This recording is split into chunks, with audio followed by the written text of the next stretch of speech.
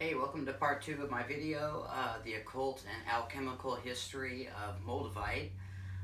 If you haven't watched part 1, go back and watch that first. We talked about a lot of things and you want to try and catch up to where we're at. In episode 1, we talked about the history of Moldavite. We talked about what is Moldavite. We talked about the New Age perspective about Moldavite and what powers the New Age people think that Moldavite has. We talked about the Venus of Willendorf, which is a little statue that was found with a whole bunch of pieces of Moldavite carved into different shapes. We talked about the Emerald Tablet. We talked about the Emerald Tablet says "as above, so below," and it was thought to be given to us by Thoth. Attributed to Hermes Trismegistus or Hermes Thrice Great, 3 times great. We talked about modern magic and we talked about ancient magic and the difference between the two. I quoted Taliesin McKnight where he said, modern magic can just, anything means anything. Anything can be anything. And in ancient magic there are specific attributions. This wood corresponds to this planet, and this metal corresponds to this god or that planet, and likewise. So that's the difference between a modern magic and ancient magic.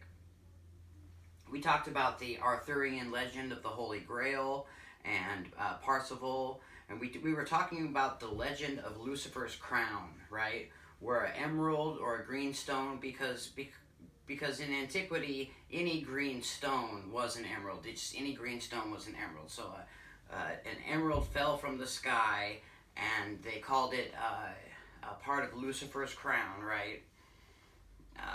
And one of the other angels fashioned that piece of Moldavite, fashioned that emerald into a bowl.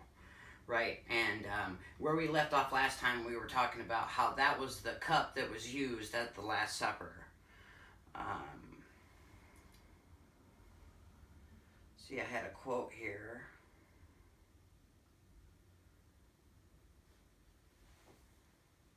If you do not know it, it shall here be named to you. It is called lapis excellius. By the power of that stone, the phoenix burns to ashes, but the ashes give him life again. Thus does the phoenix mount and change its plumage, which afterwards is bright and shining and as lovely as before. There never was a human so ill but that if he one day sees the stone, he cannot die within the 2 weeks that follow. And in looks he will not fade. His appearance will stay the same, be it maid or man, as on the day he saw the stone, the same as when the best years of his life began. And though he should see the stone for 200 years, it will never change, save that his hair might turn gray. Such power does the stone give a man that flesh and bone are at once made young again. The stone is also called the Grail. So they're talking about, extending your life through this Holy Grail, and we're talking about what this Holy Grail might be, and maybe this is Moldavite, maybe this is the Philosopher's Stone, right? The alchemical Philosopher's Stone. So that's where we left off, right? There's also there's a story that Napoleon, that they had found this cup, this green cup, and this Moldavite cup, and they'd given it to Napoleon, and he was disappointed because he thought it was a cup made out of green glass, so he was disappointed with it. Maybe he couldn't feel it. So there's a Tibetan story about Sintamani, and that's a legendary stone that's associated with the Philosopher's Stone, right?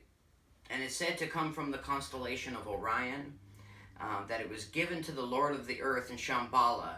Shambhala is a magical kingdom that is inside of the Earth.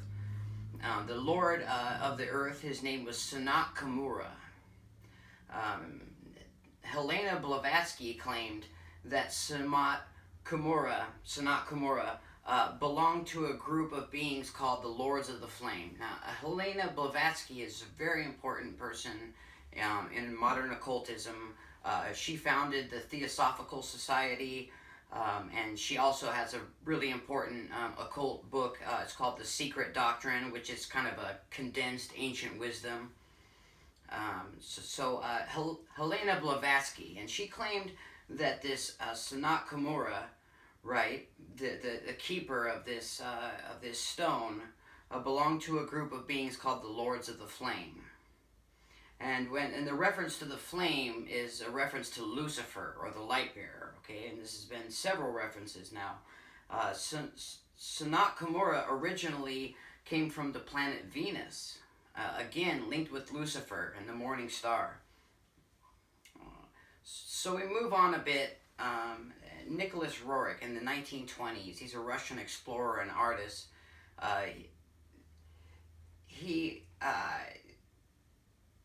He's entrusted with a piece of this Sintamani, right? He's entrusted with a piece of this philosopher's stone, okay? And when it was given to him, he speculated that this stone that he was given was indeed Moldavite. He speculated, he wrote that down. And there was a Sanskrit inscription on this piece of Moldavite, and it said, "Through the stars I come. I bring the chalice covered with a shield. Within it I bring a treasure. The gift of Orion." Okay, so there's several references to Orion now, and to Venus. It's Lucifer, the flame, the morning star, the bringer of light. Okay, and another occult reference is the Temple of Artemis, which is Diana at Ephesus. And this was one of the 7 wonders of the ancient world. Okay, it was built by the Amazons, according to legend. Artemis, Diana, worshiping she's a fertility goddess. They say that the Temple of Artemis contained the sacred stone that had fallen from Jupiter. And they had taken this sacred stone and they had placed it in this statue of Artemis or Diana. Another reference in occult history is in Aradia, the Gospel of the Witches. The quote is, "Diana fell to earth like Lucifer, and in order to teach mankind." Another reference, Acts 19:35 in the Bible.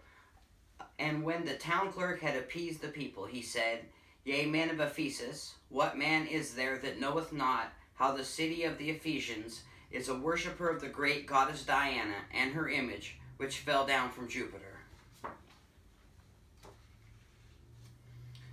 So, we get into this, we start to get into some of these alchemists, okay? And in school, we were taught that these alchemists are shysters and crooks and phonies, and unfortunately, some of them were, right? But at the same time, these very same people are the people that gave us modern chemistry. So, you have to kind of look in between the cracks on that one.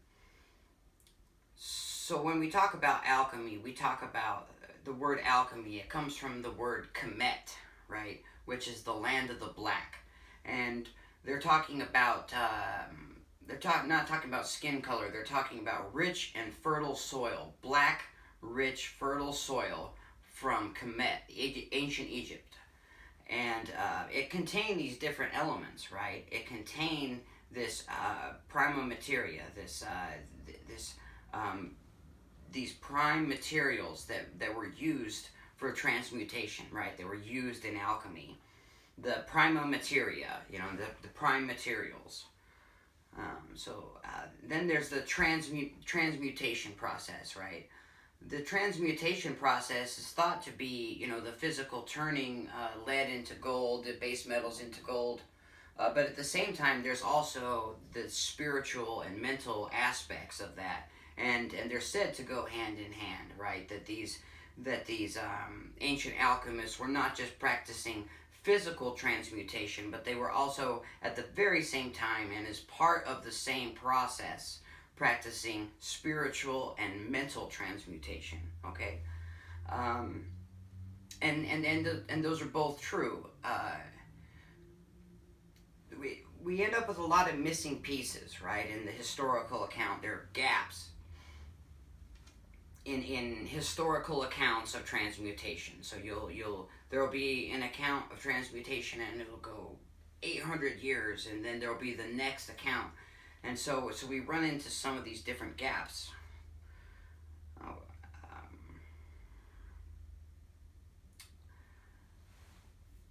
So these type of tektites are rare, okay, because they're a silicon tektite, right? 95% of meteors are iron based, right?